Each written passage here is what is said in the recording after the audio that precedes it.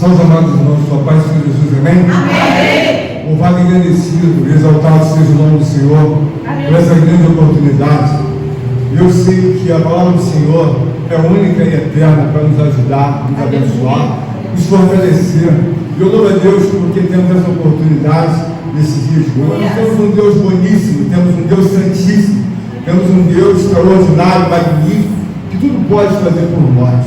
Mas eu parto do seguinte princípio, que a primeira coisa que o homem deve entender, se esforçar para entender, são os pensamentos de Deus. Quando o homem então começa a entender os pensamentos de Deus, o que ele pensa, o que ele deseja, a vida fica muito mais rápida, fica muito mais sólida, a vida fica muito mais prazerosa do que propriamente quando o homem, não deseja entender a Deus. E hoje eu vou trazer uma palavra que Deus colocou no meu coração, que é uma palavra que eu creio que vai trazer a você, a todos os irmãos, esclarecimento muito grande. Porque o homem precisa ser esclarecido daquilo que tem diante dele. Muitas das vezes ele tem uma ordem de caminhos que não tem absolutamente nada a ver com os pensamentos de Deus. Amém? Então vamos abrir nossas Bíblias. Ele trouxe a sua palavra, a palavra sagrada, 43, Isaías 43, profeta Isaías, profeta messiânico. Quero dizer a todos, estou muito feliz com a obra do nosso Senhor e Salvador Jesus Cristo, tudo quanto Ele tem operado, tudo quanto Ele tem efetuado entre nós. Deus tem feito coisas gigantescas, gloriosas entre nós. 43, eu vou ler o verso 10 até o verso 13. Amém. Todos encontraram? Amém. Diz assim a palavra do Senhor: vós sois as minhas testemunhas, diz o Senhor, o meu servo, a quem escolhi, para que o saibais e me creiais e entendais que sou eu mesmo, e que antes de mim Deus nenhum se formou, e depois de mim nenhum haverá. Eu sou o Senhor, e fora de mim não há Salvador.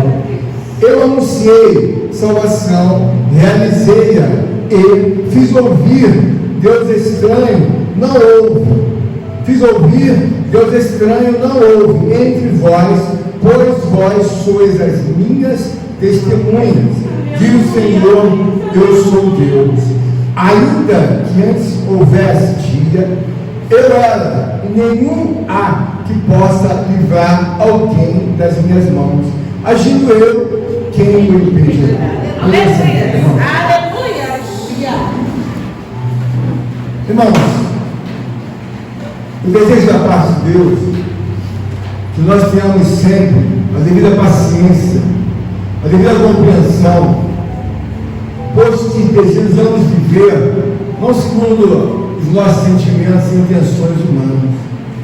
Quando eu me reporto à palavra de Deus, eu desejo sempre viver uma vida exatamente como Deus orienta-nos pela sua palavra.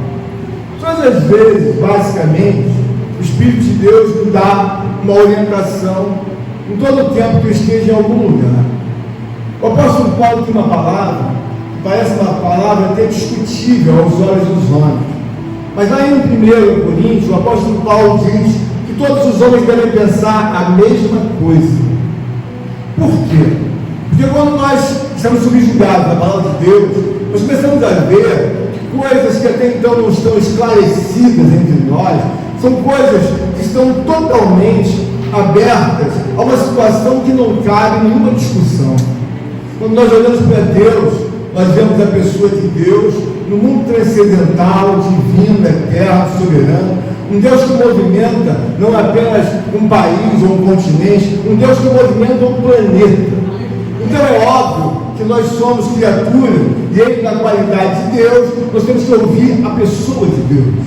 E quando isso, e mais alguns adicionais na palavra, ficam claros diante de nós, é óbvio que nós vamos caminhar com muito mais solidez, com muito mais convicção, com muito mais fé, ainda que alguém, até mesmo alguns, venham a desdenhar, venham a menear a cabeça, vão dizer que concorda ou não concorda, isso não importa. O que importa é o que está escriturado. O que importa é que existe uma escritura sagrada divina de Deus. Uma palavra como esta, ela já deveria, se não fosse Deus, ter ficado em meio aos escombros, em meio àquilo que não seria nada. Eu quero dizer para você que a vida que está entre nós nessa palavra, ela ultrapassa mais de 5.000 anos.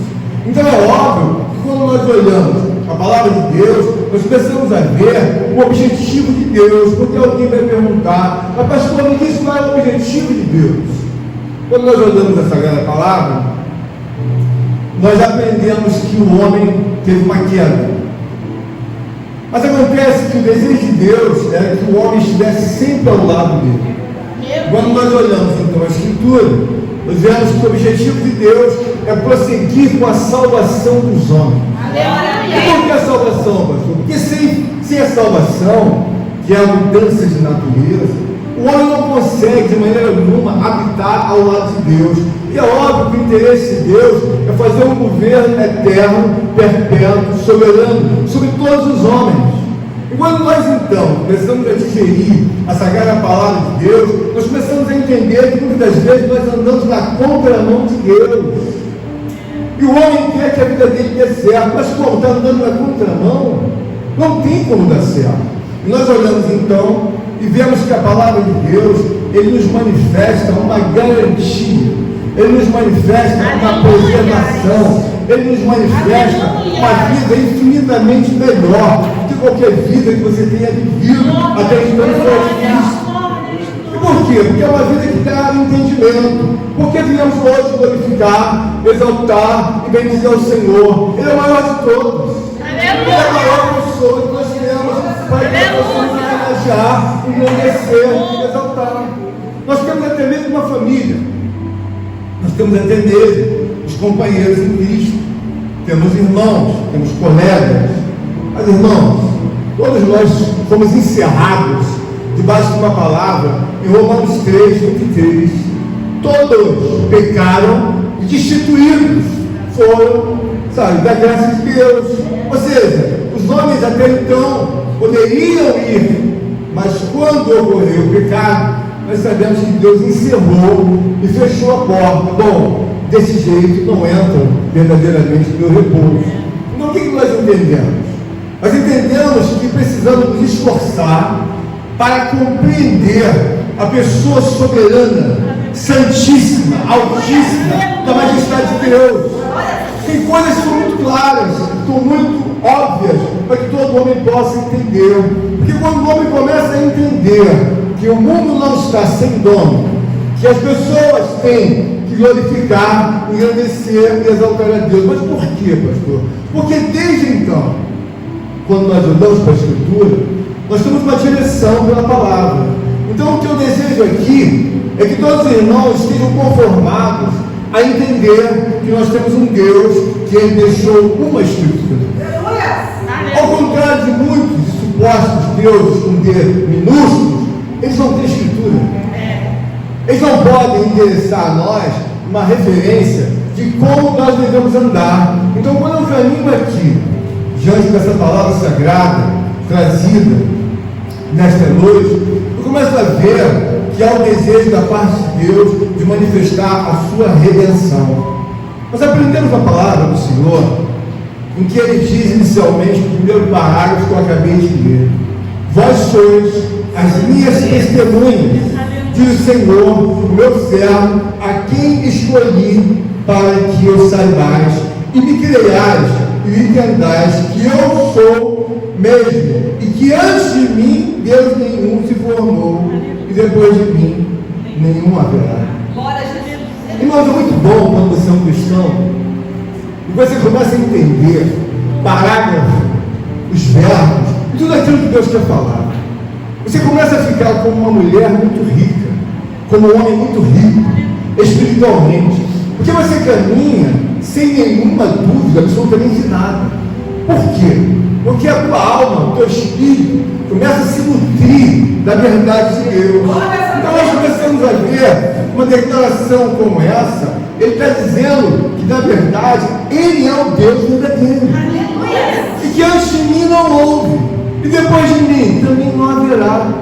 Então isso nos dá uma garantia da preservação da força, da fé, da convicção, da pessoa de Jesus.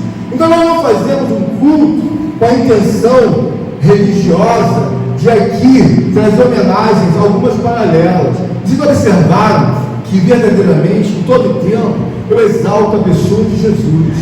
Ora, se o próprio Jesus é a pessoa mais importante para Deus, é óbvio que eu não devo colocar mais nada ao lado de Jesus. Eu devo exaltar, homenagear, agradecer. Mas quando eu tirei isso? Irmãos, olha para essa grande palavra de Deus. Quando Deus fala dessa pessoa de Jesus, Ele demonstra uma alegria, uma satisfação, Ele demonstra uma confiança, Ele demonstra, na verdade, um deleite espiritual quando Ele fala do Senhor Jesus, que é o nosso Salvador. Nós olhamos então, o que fica claro para todos nós? Se nós temos um Deus que tem todo prazer, toda alegria, toda devoção, tem tudo o bom que você possa pensar e imaginar, a primeira pessoa que Deus pensa e deseja olhar é a pessoa de Jesus. Mas alguém vai me dizer, a pessoa de Jesus é um Deus ao lado de outro Deus. Nós até mesmo vemos que quando o próprio primeiro diabo foi apedrejado, e quando ele estava no final da vida, ele olhou para o céu e ele diz: eis que vejo o Senhor Jesus de pé. Ele olhou, ele estava nas últimas horas, os minutos de vida, ele viu verdadeiramente Jesus ao lado de Deus. Todas as vezes que eu estou orando, todas as vezes que eu estou buscando a Deus, eu começo a entender que eu preciso construir o entendimento da pessoa de Deus. Eu vou pegar uma estrada, e aí eu sigo na estrada, e aí eu olho para a placa, ela diz que tem uma curva a 200 metros para o lado esquerdo, e depois tem outra, mas a 300 para o lado direito, e lá na frente tem uma ponte, e lá na frente tem um posto. Então eu vou olhando as placas, então eu vou dirigindo naquela estrada. Quando eu estou na palavra do Senhor Jesus, é a mesma coisa. Eu começo a entender que tem um Deus e que tem os mandamentos de Deus. Então quando eu olho para os irmãos aqui, eu tenho que cumprir o mandamento de Deus. Então meu coração tem que estar efervescente espiritualmente. Eu preciso cumprir os mandamentos de Deus. Aí na minha cabeça vem automaticamente: mas eu sou teu Deus, estou no teu coração, estou na tua alma, estou na tua força e entendimento. Mas em seguida ele diz: amarás também o teu próximo como a ti mesmo.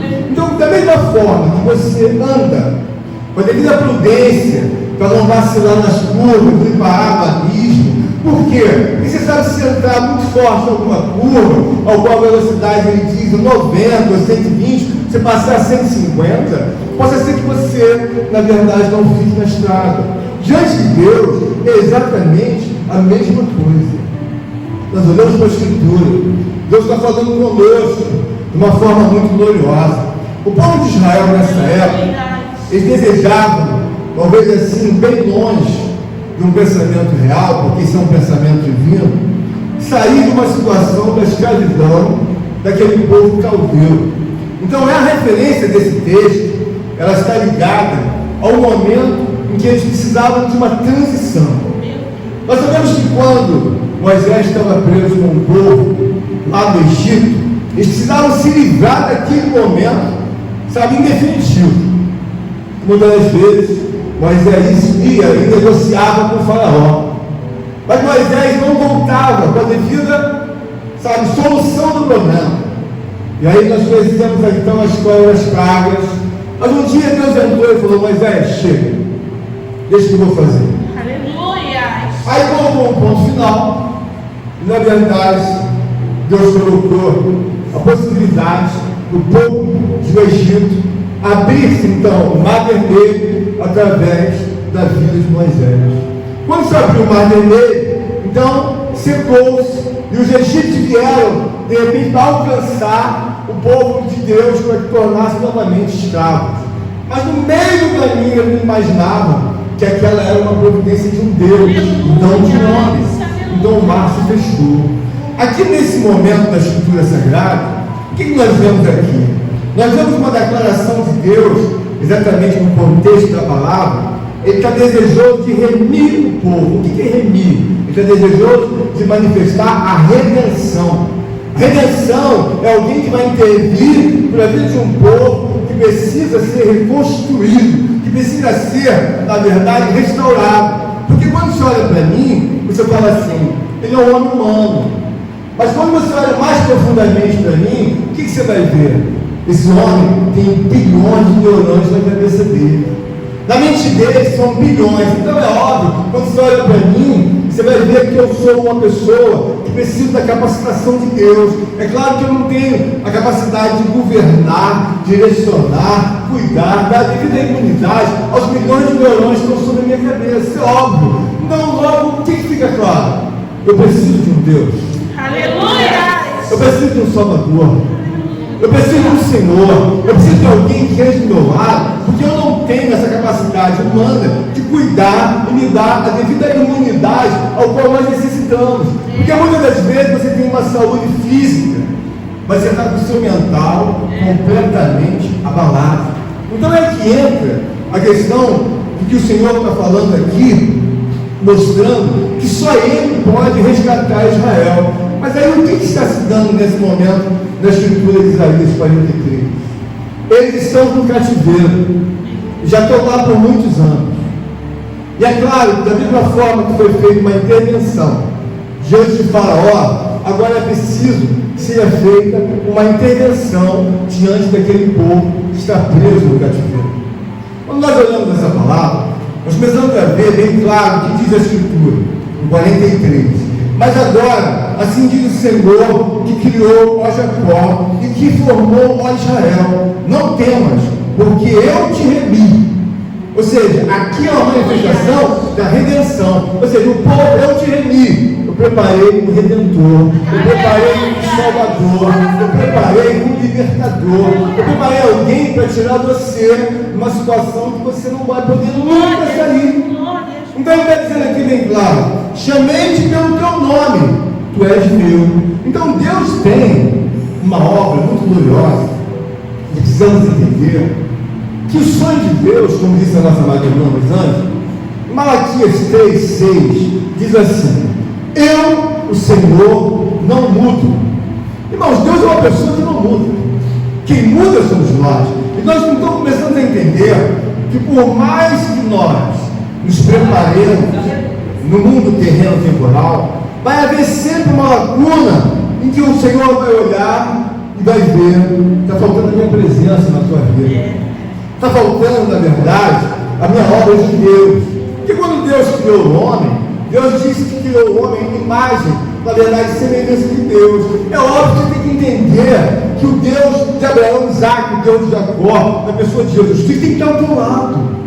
Não é uma vida que você sinta, ao qual às vezes foi ensinado, foi levado a alguém dizer, não é isso, não é isso que você aprendeu. Eu quero dizer para você que a gente tem que aprender de Deus ao que está escriturado. É o que está, na verdade, aqui escrito. O que está escrito aqui? É uma intervenção de Deus. Ele está dizendo, não temas, ou seja, não temas, porque quem vai entrar em meio à redenção é um Deus, que é o meu filho. Quando vezes nós estamos indo a pensar que não temos apenas uma pessoa que liga uma imagem ao sofredor, ao homem que teve várias dificuldades como nosso Salvador e Redentor Jesus. É claro que nós vemos a história dele, é toda diferente, totalmente diferente de qualquer homem que passou pela terra. É um homem que foi anunciado não apenas do seu nascimento do Espírito Santo de Deus. A semente dele é de conjunção da carne, ele nasceu da obra do Espírito. Mas a Bíblia também fala sobre a própria infância dele. Ele era um homem totalmente diferenciado, ainda que como jovem, ele já tinha comportamento de homem. Ele disputava a escritura em os próprios rabinos, os homens que sabiam mais de Deus na época. Ele disputava de igual para igual. Mas por que tanta diferenciação? Irmãos, olhamos para Deus e vemos que o próprio Deus diz, não temas. Quando você ouve essa palavra não temas, você tem que olhar e ver que todos nós estamos encerrados debaixo de uma categoria homem. Todos nós somos homens e mulheres. Somos o quê? Criaturas. Diminutas criaturas que não podem ir muito além.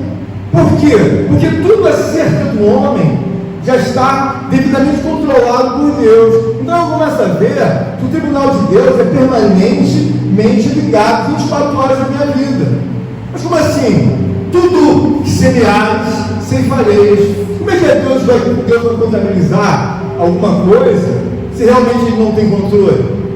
Então, se tudo que você semeia, ou eu semeio, é claro que eu vou dar conta diante de Deus. Quem está entendendo o que Deus? O que Deus está falando no nosso meio? É que quando você começa a entender que a salvação é um ponto fundamental, é um ponto imprescindível. Mas pastor, me explica. Desculpa. A salvação, ela vai trazer a mudança da tua natureza. Quando você vai em João 3, você vê que Jesus fala para Nicodemos. Nicodemos é um homem que tem conhecimento de Deus e das leis. Nicodemos, é necessário nascer da água e do Espírito. Então isso não é uma palavra, isso é um decreto. Tem que nascer de novo. Por quê?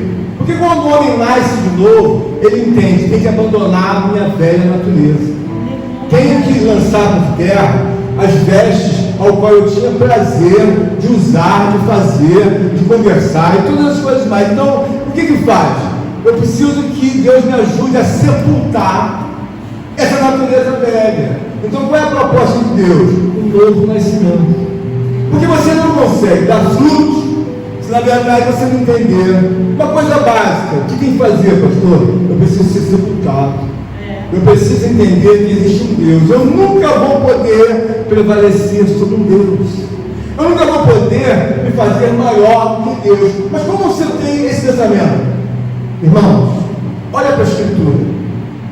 E eu vejo que um Deus pequeno, ao qual Deus tinha todo o prazer na vida dele, ao qual Deus lhe conferiu um espaço gigantesco para que ele pudesse se movimentar entre os anjos. Era, na verdade, um pequeno Deus. E quando ele, então, como pequeno Deus, um anjo, resolveu ser maior que Deus, não teve conversa. O que aconteceu?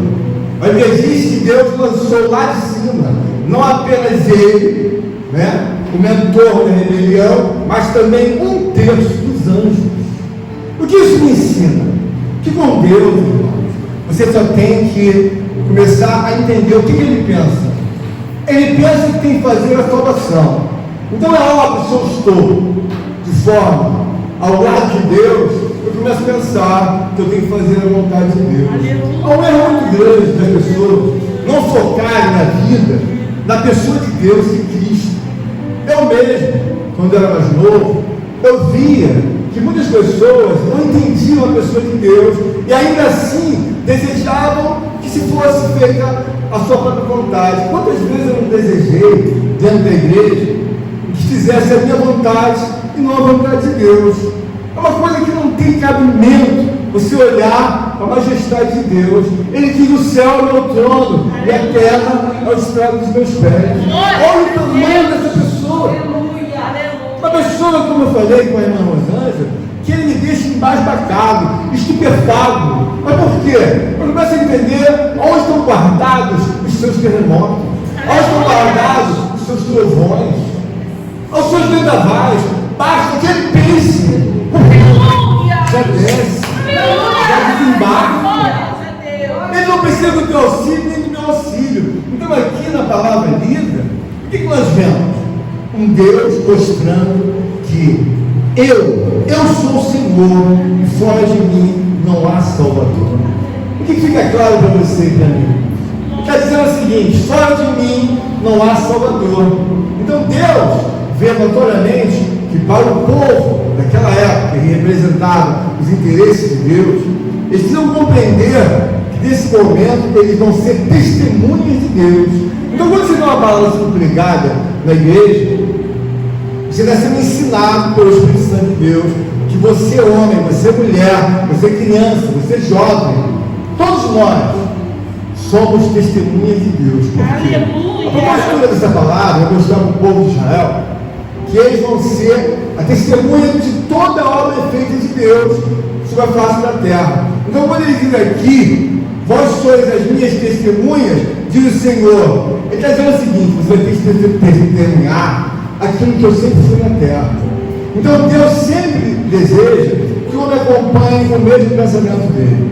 Nós temos coisas aqui na igreja que já ocorreram em nossas vidas. Eu não sei quantos milagres, Aleluia. mas vários milagres já ocorreram entre nós. Então, por exemplo, nós temos uma jovem na igreja que era uma jovem de 22 anos. Eu não sei se os irmãos lembram da Kessia. E ela se converteu, e passado um tempo, ela começou a dar frutos, e a pouco em Deus que trazia um desejo tremendo de ser uma serva de Deus, com 22 anos. Mas na casa dela, ninguém fazia uso da fé em Cristo. E ela, como jovem, perseverou, permaneceu. Ela nos trouxe mudanças aos nossos olhos muito grandiosas. Quem tinha um pouco mais de intimidade com ela, viu que ela foi abandonando coisas e mais coisas. E de repente, de uma forma inesperada, mas aprove a Deus, fazer o quê? Não só a obra na vida da Kessia, ela começou a dobrar os joelhos, a orar. Ela que estava numa igreja, ela nem ficava nunca de joelhos, não levantava, ela tinha um comportamento rebelde, que na verdade não dava nenhuma reverência ao Senhor. Quando nós olhamos a pessoa de Deus, eu compreendo perfeitamente porque eu fico de joelhos. É a maior pessoa do mundo, é a maior pessoa que domina a minha vida. A pessoa gigantescamente poderosa. Eu sei que eu não preciso, na verdade, muitas vezes nem abrir a boca, porque ele já sabe o que eu estou pensando. Então é um Deus onisciente, um Deus onipresente, é um Deus que tudo pode fazer por nós. Bom, voltando a Kessia. A Kessia foi transformada e de repente ficou alegre. Ela me disse: pastor, eu arrumei um emprego. Aonde? Arrumei um emprego maravilhoso em São Paulo, numa faculdade. Agora é semelhante, era uma instituição. Na USP, ela arrumou um emprego na USP, 22 anos, e ela tinha, na verdade, a sua movimentação da São Paulo. Um dia ela almoçou, passou mal em São Paulo. Aí as pessoas da USP levaram ela ao hospital, o que seria uma coisa natural, alguém almoçar, passar mal, ter um desconforto. Não foi para a vida da Kessia. Ela ali entrou e nunca mais saiu. E depois de alguns dias, acho que da semana, ela veio a óbito. O que eu quero dizer, irmãos? Aquilo que é mais provável para você, que você quer fazer do seu jeito, nem sempre vai funcionar.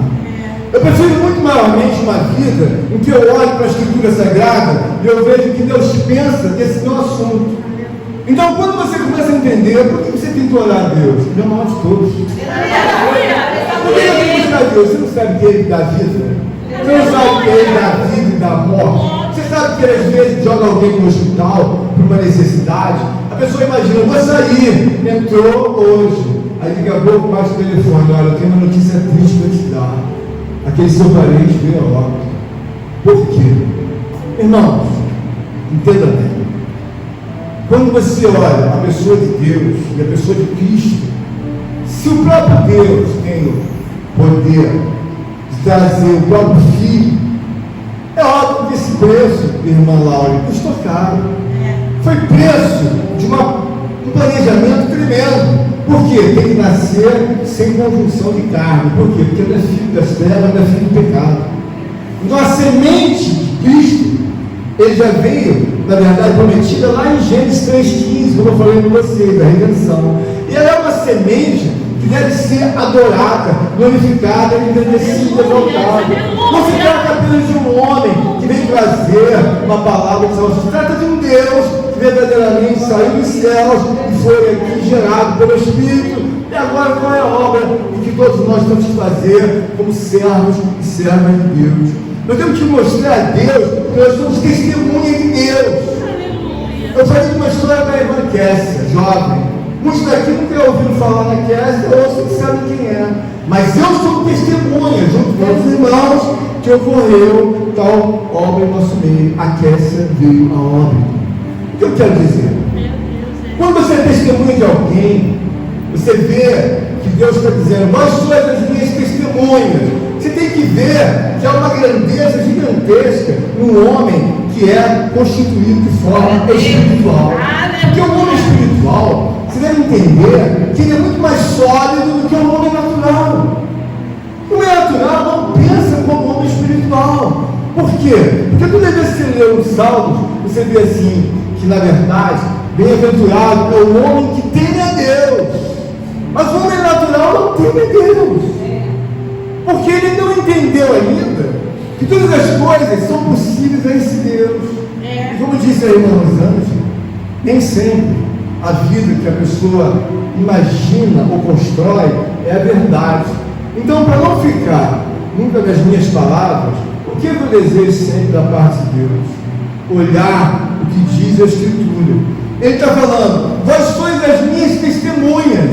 Alguém que é testemunha da obra divina de Deus, ela tem que entender que muitas das vezes ela não consegue responder a contento de Deus, porque é preciso testemunhar a grandeza, a glória, a força de Deus.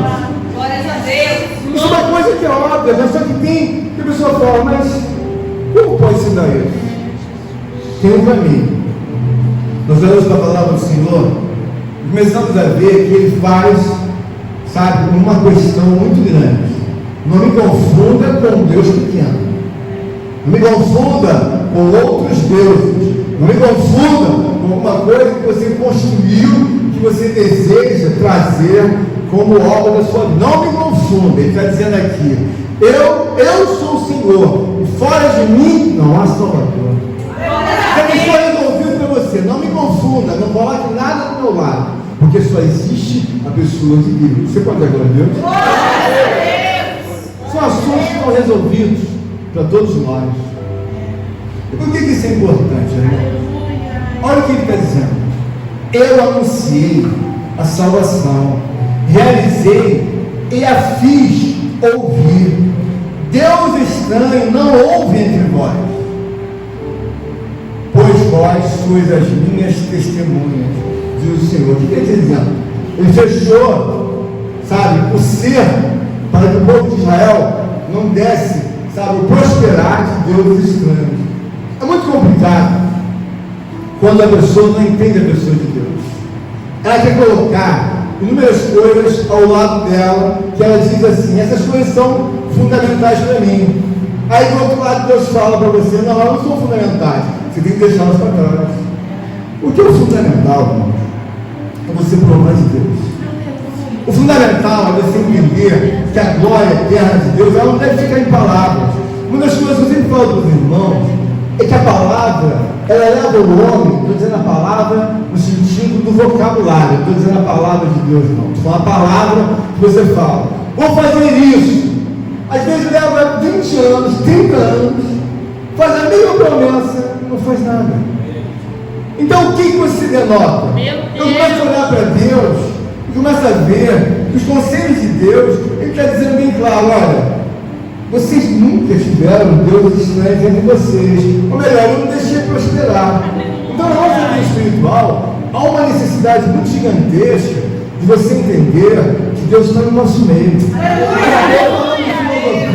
Não estou falando de romantismo. Deus está no nosso meio. Então, uma reunião como essa em Cristo Jesus, ela não pode ser trazida a uma realidade se Deus não entrar com o poder onipotente do Espírito Santo e fazer com que você venha para a casa de Deus. Eu não tenho esse poder como pastor, e nenhum de nós tem, mas agora a oração, ela pode muito em seu defeito. Eu oro muito a Deus, eu oro muito, eu não oro pouco. E não é qualquer garoto que vai entrar do meu lado para orar e que vai me engolir, não vale, eu oro bastante. Mas o que isso denota? Porque eu quero ser um cidadão conhecido no céu.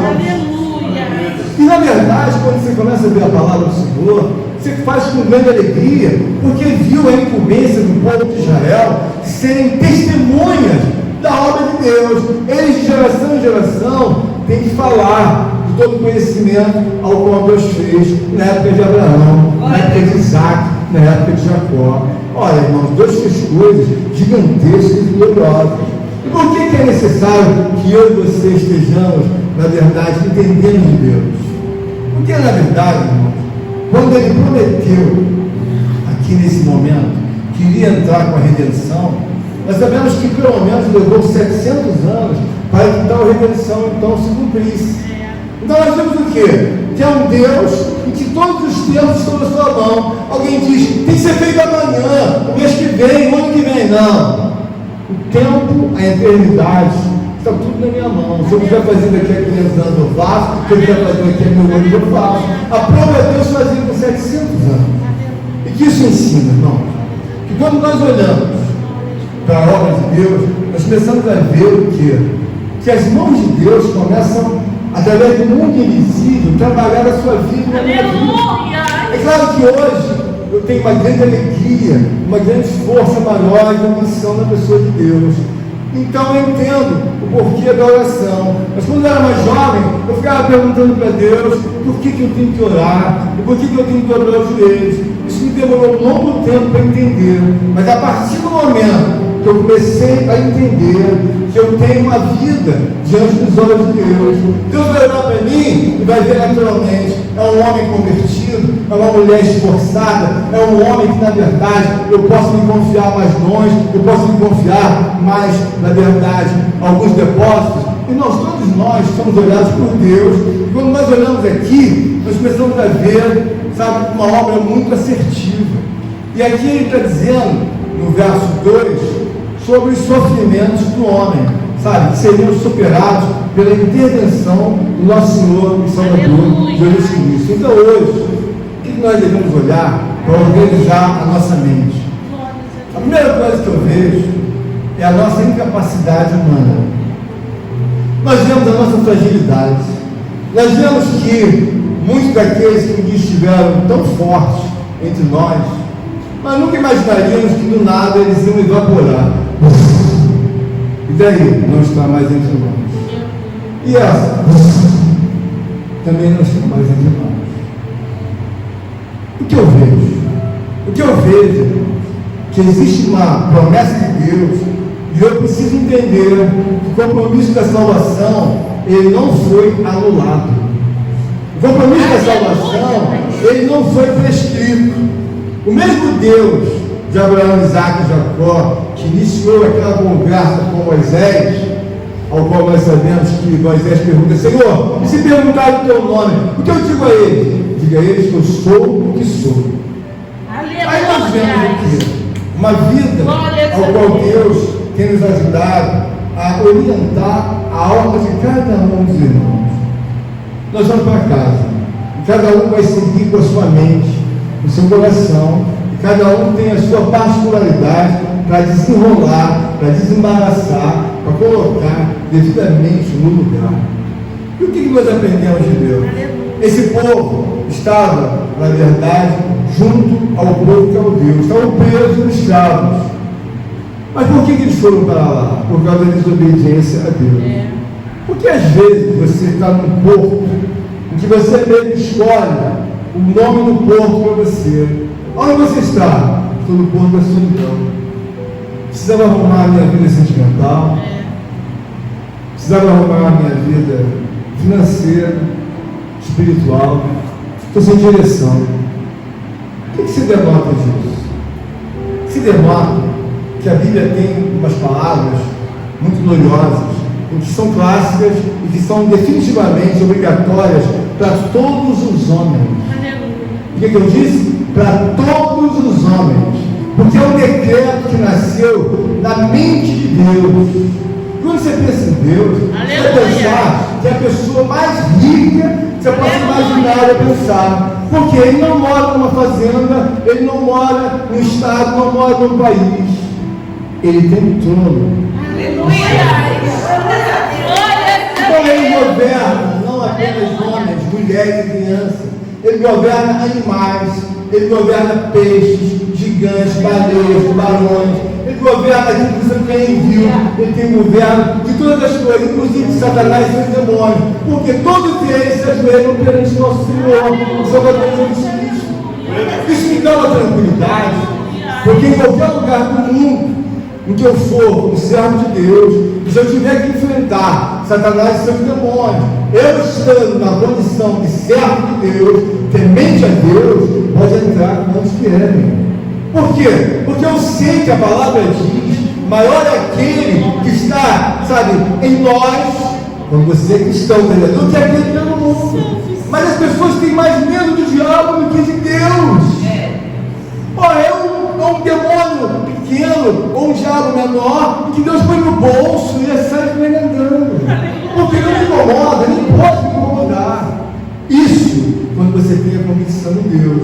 Mas como eu disse, o clássico decreto é humilhai-vos perante as mãos onipotentes de Deus. Quando você tem esse entendimento, você entra, eu começo a entender por que eu tenho que humilhar. Olha, irmão, você não está vendo que você é menor? Você não está vendo que eu sou criatura? Você não está vendo que eu tenho, sabe, uma idade, ao qual diz o Senhor em decreto, a duração das vossas vidas é de 70 anos, porém alguns pela sua robustez, irmão Eduardo, chegam aos 80 anos, é um decreto. Está dizendo o quê? Você não vai muito longe, está pensando o quê? Vai durar 150? Não, não é um decreto. Então quando eu olho, eu me humilho, e quando eu vejo um irmão, uma irmã, meu companheiro em Cristo, é minha companheira. E qual é o mandamento de Deus? Eu tenho que amar ela ou amar a ele. Por quê? Porque Deus não falou como opção. Olha, Anderson, você tem a opção de amar a Deus ou não? Não. Anderson, ele não deu opção para você. Você pode levar como opção, mas ele não te deu opção. Você começa a entender, que você começa a digerir, ele diz: amarás ao Senhor teu Deus, de todo o teu coração, de toda a tua força, de todo o teu entendimento. Você tem que amar a ele, não tem opção. Porque você entra em conflito com Deus, mas não tem opção. E isso faz com quê?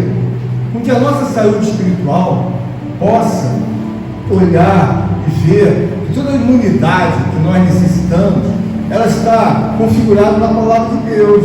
Então isso faz o quê?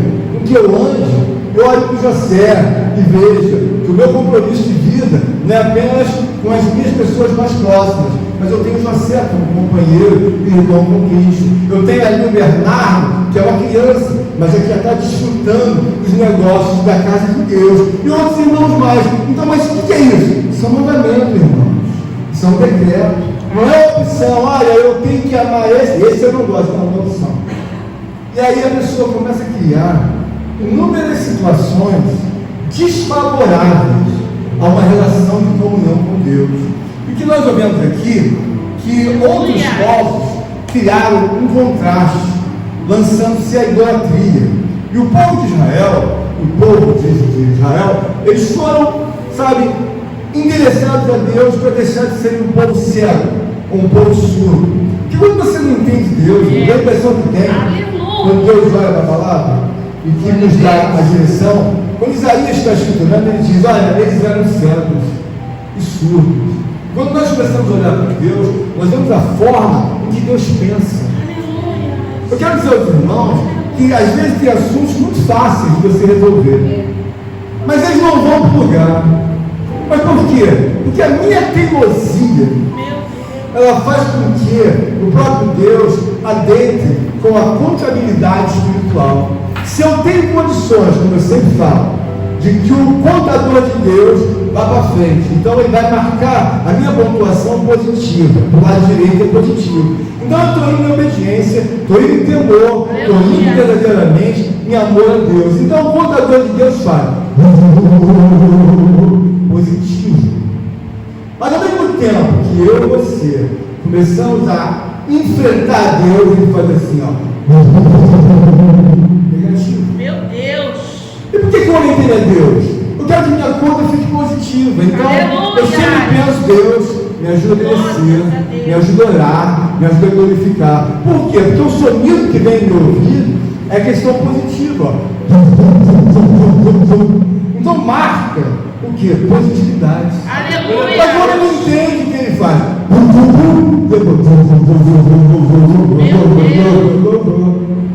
E o mais impressionante é que ele quer ser abençoado.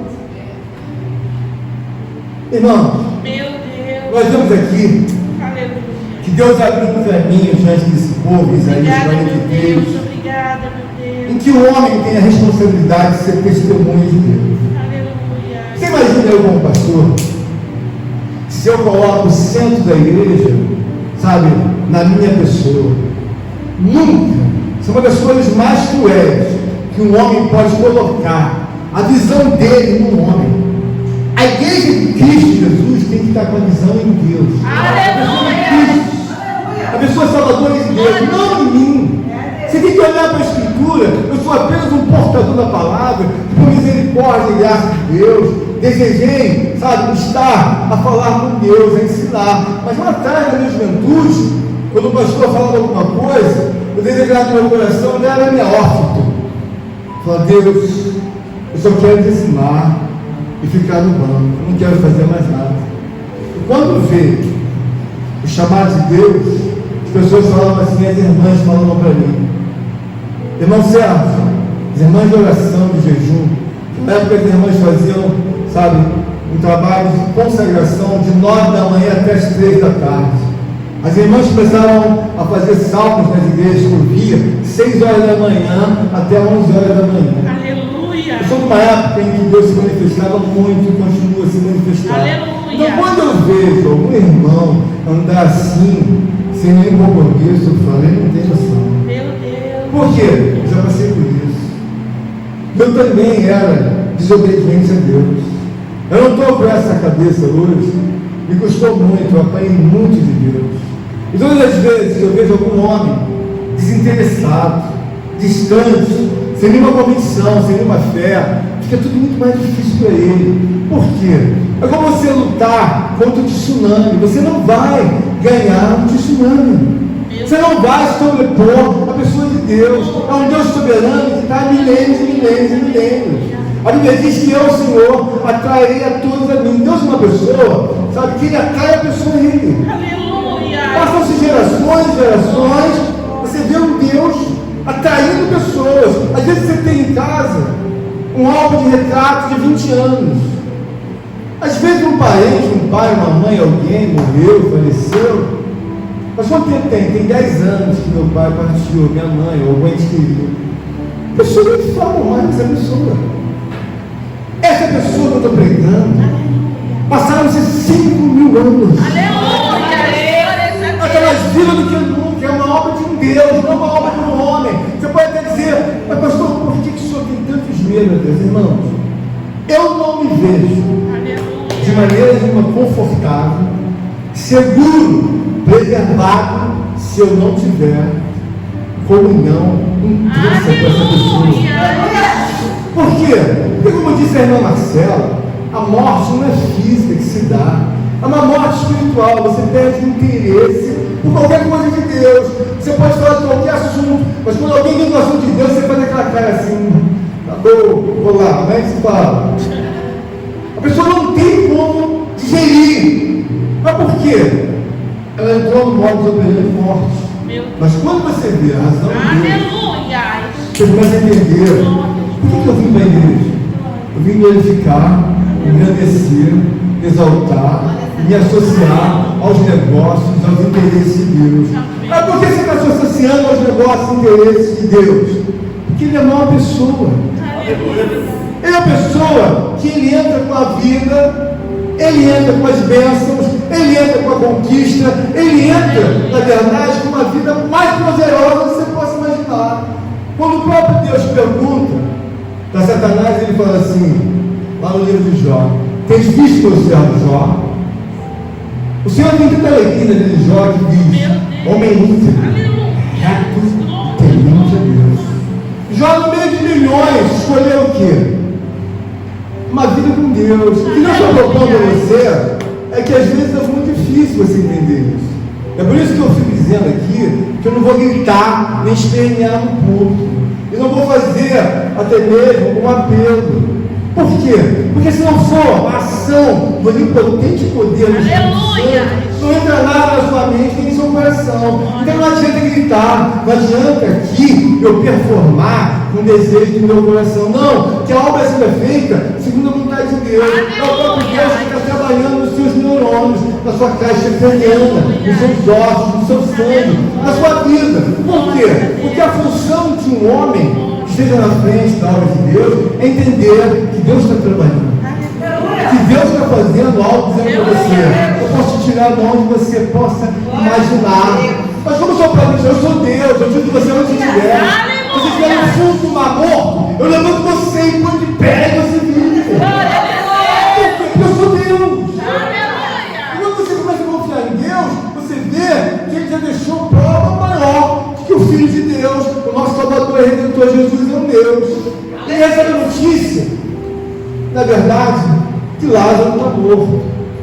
E quando, na verdade, ele está a caminho, o mensageiro veio até ele, então a notícia para que ele vá até a casa de Marta e Maria. Por quê? Porque Lázaro já havia morrido. Um dos discípulos não entenderam, mas Senhor, nós estamos indo para lá. Aí eles não entenderam que Lázaro não estava doente, Lázaro estava morto. Mas ele não se apressou. Por quê? Porque tudo está na mão de um Deus, ele é um Deus. Ele me diz o quê? Que quando ele chega lá, Marta fala assim, como se dissesse, fechou a oportunidade, o senhor não vai fazer nada. Aí ela vai e fala assim, Senhor, se o senhor estivesse aqui, o meu irmão não haveria de ter morrido. Aí o que acontece? Ela subestimou a pessoa de Jesus. E ela diz, Senhor, já é de 4 dias. Vocês sabem, irmãos, às vezes a gente vai no sepultamento, o defunto não está nem enterrado ainda, já está um cheiro terrível, alguém tem que fechar, tem que lacrar. Com 1 dia. Lázaro estava morto há 4 dias. E quando Jesus chega, o que Jesus vai e diz? Que lá que a Marta tira a pedra. Mas aí até mesmo os judeus ficaram rindo. Pera aí, o que ele vai fazer? Tira a pedra, Marta, tira a pedra. 4 dias. E aí Jesus dá um brado e diz, Lázaro, sai para fora. Aleluia. 4 dias. Glórias a Deus. Aleluia. 4 dias de morte, agora entrando quase em decomposição. O teu assunto que você tem ali, muitas das vezes você imagina que Deus não vai entrar. É claro que Deus deseja que você entenda que você precisa se arrepender dos seus pecados. Você vai mudar, na verdade, a vida de uma forma a entender que você precisa de um Deus. Amém. Aleluia. Você precisa entender que esse Deus que colocou a vida em Lázaro, e que ordenou depois de 4 dias de morte, é o Deus que vai colocar a vida em você. É o Deus que vai dizer a você, o tempo já se foi, você fez isso e aquilo. Mas aí você vai dizer, eu tenho que deixar isso. Você diz, não, você não vai deixar. É porque o que você tem que abandonar não vale nada mesmo. Mas como assim, pastor? A Bíblia diz, mas vale uma alma salva. Uma alma. Porque todo mundo, na verdade, perdido. Olha, uma alma salva. Ele está querendo dizer o seguinte, o mundo não vale nada. As pessoas se colocam uma precificação no mundo ao qual ele nunca teve. O mundo não tem esse valor que você imagina que tem. E por quê? Porque você é aculturado, você é, na verdade, ensinado. Mas quando você começa a ver a ciência de Deus em que há, na palavra do Senhor, em Isaías 43, ele está dizendo, Israel, se você me testemunha, para sempre vós, o Redentor, aquele que vai abrir caminho para que vocês possam ir para o céu, aquele que vai abrir caminho para que vocês possam ser moradores, e eu vou ser o governo eterno de vocês. Você pode dar um glória a Deus? Você pode dar um glória a Jesus? Então, o que nós entendemos, irmãos? O que nós estamos aonde? Um Deus que determinou a redenção. A redenção, irmãos, é uma coisa muito clara que você deve entender. Quando você está numa vida sem Deus, você tem uma natureza rebelde. E quando você tem essa natureza rebelde e não conhece a Deus, Deus fala que você está no tempo da ignorância. Quando você é ignorante, a Bíblia diz que Deus não leva em conta o tempo da ignorância. Então nós vamos isso em Atos 10. Porque Deus vê o ignorante como uma pessoa que não conhece a Ele. Mas quando Ele olha para você, ou para mim, um dia se eu porventura vier me desviar, acredito que nunca o Senhor vai permitir, Deus vai olhar, aquilo ali não é uma ignorância. Para mim, o que é? Ele não foi usado por muito tempo por mim. Mas o que ele é? Ele é um rebelde. Meu Deus. Quando Deus olhou os anjos caídos, ele viu que eles eram rebeldes. Por quê? Porque eles conheciam a pessoa de Deus. Nós que estamos na casa de Deus, devemos entender que o amanhã vai continuar. Por quê? Nós, amados irmãos, não aí. Vou falar uma coisa óbvia, mas às vezes você não pensa. Amanhã vai amanhecer, segundo a graça de Deus. Então vai o Senhor descortinar, vai dar lugar ao dia e vai dizer: madrugada, vá para o seu lugar. E a madrugada vai e o dia se abre, ou com sol, ou sem sol, ou com chuva, ou sem chuva. O mesmo Deus que governa a noite vai governar o dia. Aleluia. Não vai precisar da ajuda do Osmar, nem da minha ajuda. Aleluia. Não fica agora. O Deus determina é Deus. O Deus criado é Deus. E a madrugada de madrugada, dia após dia, Ele nunca me pediu para eu remover uma nuvem sequer. Nunca me pediu absolutamente nada, nem para que eu movesse, sabe, os meus ensinos ou a minha habilidade humana para você mexer na floresta e fazer ela aumentar. A floresta aumenta, os rios aumentam, os mares aumentam, os peixes aumentam, o gado aumenta, tudo aumenta. Se você e eu louvamos uma vez. Então hoje é um dia de você se reencontrar com Deus. Glórias a Deus. Ainda você que já tem uma comunhão com Deus. Mas eu costumo dizer que você pode ocupar a sua mente com Deus, nunca vai ser demais. Por quê? Porque quando eu era garoto, eu tinha um sonho de muitas coisas diante de Deus. Eu tinha um sonho de ser um homem de Deus usado por Deus. Eu venho de uma época que as pessoas eram muito usadas por Deus. Então a minha escola era eu andar no original. Porque não faz sentido eu andar numa obra em que eu não sou, na verdade, um servo de Deus. Eu quero orar e olhar para Deus e dizer: Senhor, eu sou uma testemunha. Por quê? Porque aquilo que o Senhor falou 2000 anos atrás, eu nunca via Cristo face a face. Eu vejo que aquilo que Deus falou é cumprido na minha vida. Aleluia. E é cumprido na vida de muitos homens que passaram pela terra. Alguém dizia assim: mas quem poderia jejuar? Jejuar não, quer jejuar? Quem poderia jejuar maiormente que Moisés? Moisés jejuou 40 dias, mais 40 dias. Amém. Onde está a grandeza desse assunto? Você fica sem comer, daqui a pouco você vai no culto aqui e diz: nossa, estou morrendo de fome, quero ir para casa. 2 horas de culto. 2 horas. Aí você sai de manhã, vai chegando meio-dia, 1 hora, estou morto de fome, morto de fome. Quando eu olho para Moisés,